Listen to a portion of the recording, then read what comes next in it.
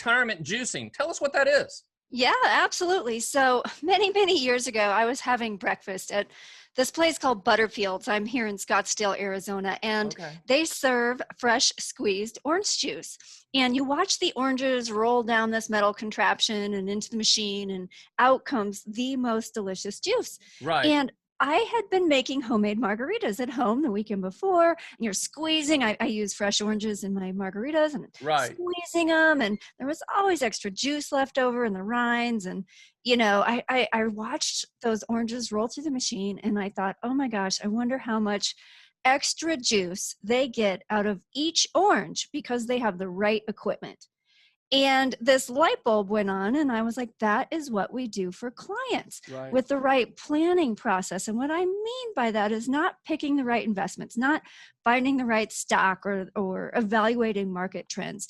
But there is so much juice you can squeeze out of a retirement income plan by doing things in the right order, by planning on when and how you take Social Security, by coordinating that with your spouse rather than making independent decisions, by deciding whether you should add an annuity into your plan, by tax optimization, not just making your investment portfolio tax efficient, but really figuring out when you should draw out of which type of account, whether you should use Roth conversions.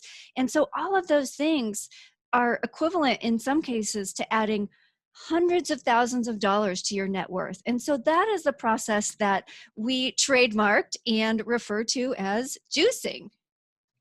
Love it. I mean, I'm glad you didn't call squeezing oil from a brick, because that wouldn't have worked. Um, but I love the concept. And as you were explaining it, I'm thinking about when I grew up in North Carolina in the middle of nowhere, and there was this drugstore, and they sold what was called orangeades, and they squeezed the juice. They had this machine, and it got every single thing out. I'm like, I know exactly what you're talking about.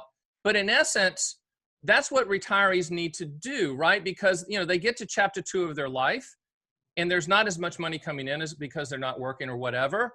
You have to maximize, right? You have to maximize, and a lot of research shows that many retirees actually have more wealth at the end of retirement than when they started retirement.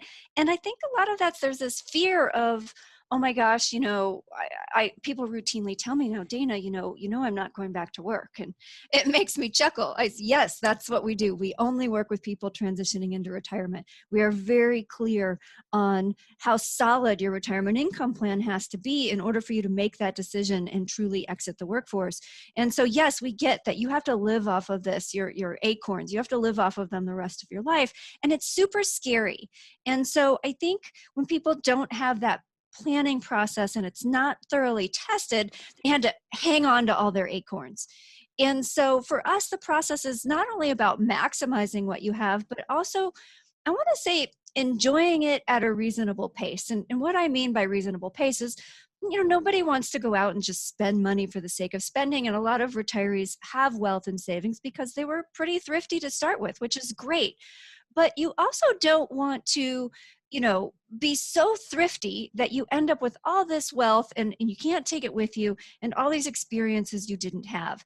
And so when you have this process that helps show you that, yes, you could afford to gift to the children or help them out with a down payment or help them with tuition, or take the whole family to Disneyland. I've had clients do that. Or take the whole family on an Alaska cruise, or, small little things. Have a house cleaner come in as your body aches and it's getting harder to do the things around the home. Right. Having someone help with the lawn care. Simple things that make your life a little easier, but you're afraid to do that if you're afraid of running out of money. And when you have this process that's quantifiable and measurable and has set metrics that we look at, it helps bring that peace of mind that, yes, I could afford to do that, and it would not jeopardize the 80-year-old me or the 90-year-old me. That person will still have enough and be okay.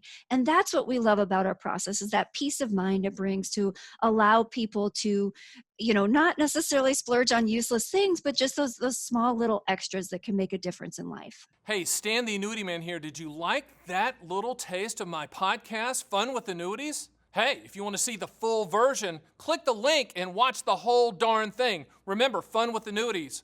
Living the reality, not the dream.